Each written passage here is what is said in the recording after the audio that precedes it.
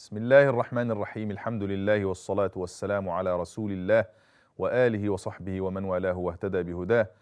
In the name of Allah, the most gracious, the most merciful, all praise is due to Allah, and may the best of peace and blessings be on our Prophet Muhammad sallallahu alaihi wasallam, his household, his companions, their followers, and everybody who follows in the righteous path until the day of judgment. Ameen. Assalamu alaikum wa rahmatullahi wa barakatuh, and welcome to a new episode with the real stars, the role models, the companions of Rasulullah sallallahu alayhi wa alihi wasallam. And today, inshallah, we live with Jaafar ibn Abi Talib, one of the greatest Sahaba, one of the pioneers of Islam.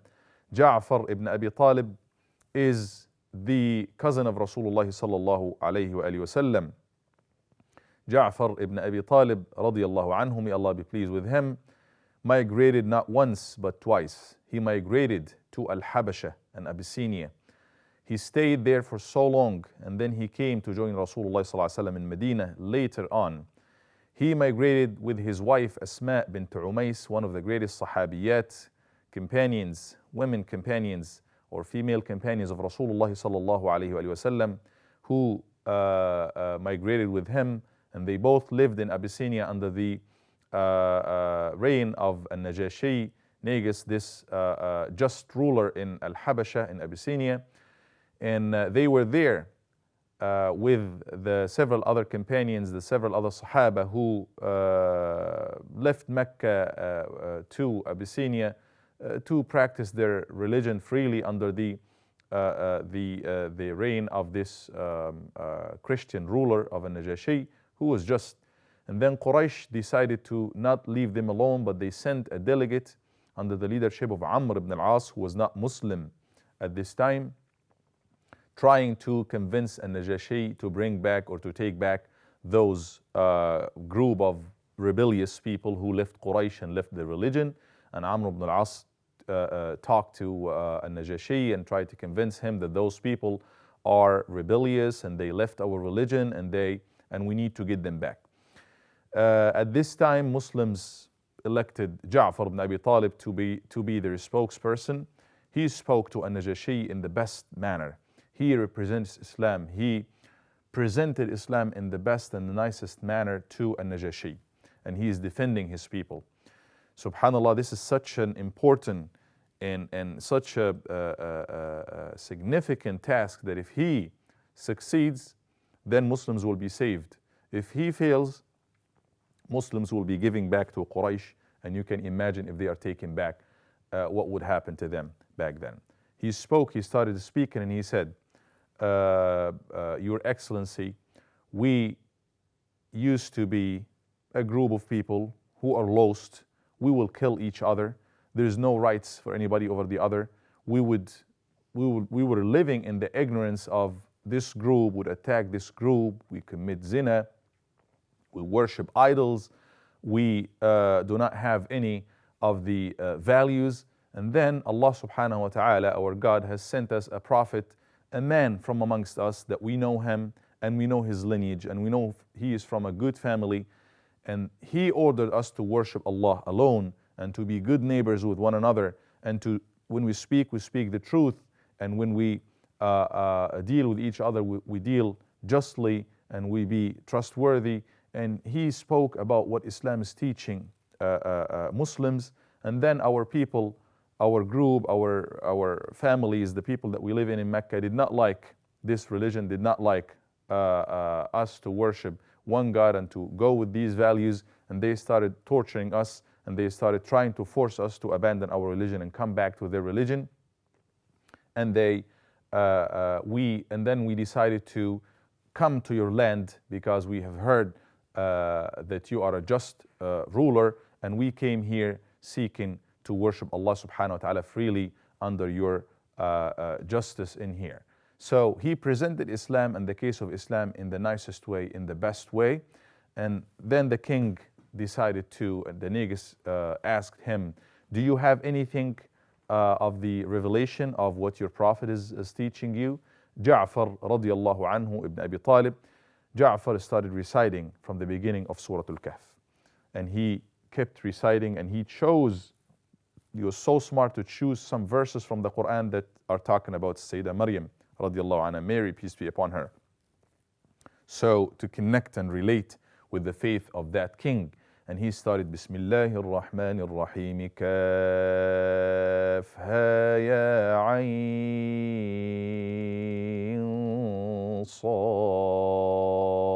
Sad, and on until, you know, he reached the story of a Sayyidah Maryam radiallahu anha, or alayha salam, may Allah's peace and blessings be upon her. And then the king told him by Allah, after hearing this recitation, he told him by God, this and the revelation that was revealed to Musa is coming from the same source. It sounded just the same. And he accepted Islam. And Najashi decided to accept Islam because of this nice and beautiful presentation of Islam from Jaafar ibn Abi Talib radiyallahu anhu. He accepted Islam secretly, and many other people accepted Islam. He thought it's not going to be the best decision to accept Islam publicly, and that might not be in the favor of the Muslims who resorted to him, and they sought refuge in his land. So it touched his heart, and he believed in that as the words of God. That's all because of the nice and beautiful and intelligent presentation of Jaafar ibn Abi Talib to his case and to Islam, and the right da'wah that he gave to him.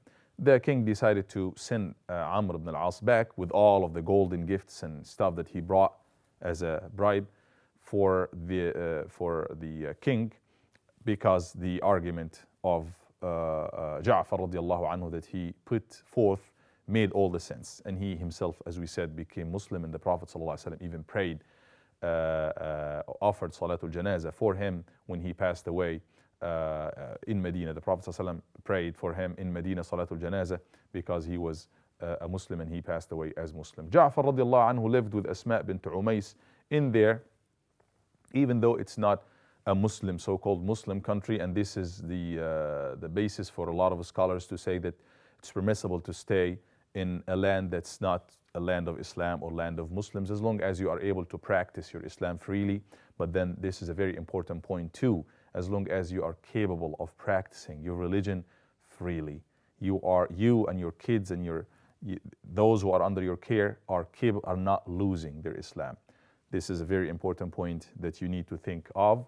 So this is a basis for you, like Ja'far radiallahu anhu, if he would stay in Al-Habasha, in Abyssinia, even though he heard that Rasulullah ﷺ migrated to Medina, and it was 1 year, 2 years, 5 years, 6 years, and more, he was still there in Al-Habasha, because not coming back, because he was capable of practicing his Islam freely. He got several of his children in there. One of them is Abdullah ibn Ja'far from Asma bint Umays radiallahu anha, his wife. But then they decided to join Rasulullah ﷺ in Medina around the time of Khaybar, when he sallallahu alayhi wasallam gained victory in Khaybar. That was late, after almost 8 years, 7 or 8 years after the hijrah of Rasulullah sallallahu alayhi wasallam. And he came, he reached Medina around the same time that Rasulullah sallallahu alayhi wasallam got the news of the victory of Khaybar, or he got the victory of Khaybar, and he said, I don't know what is more rejoicing for me right now. I don't know what to be more happy with and of, the winning of Khaybar, the victory of Khaybar, or the coming back of Ja'far radiallahu anhu. He was so happy with him, and he even talking about Ja'far, he said, Ashbahta khalqi wa khuluqi, you are from amongst all the people, you are the person, or the one person who resembles me in almost everything, in my character and in my physical features. Ja'far radiallahu anhu was known to be Abu al-Masakin. The Prophet sallallahu alayhi wasallam called him the father of the needy, because he was so charitable that he would take care of the needy. Whenever he eats, he would offer food to those who are needy. He would give them food. He would make sure he is nice and kind to them.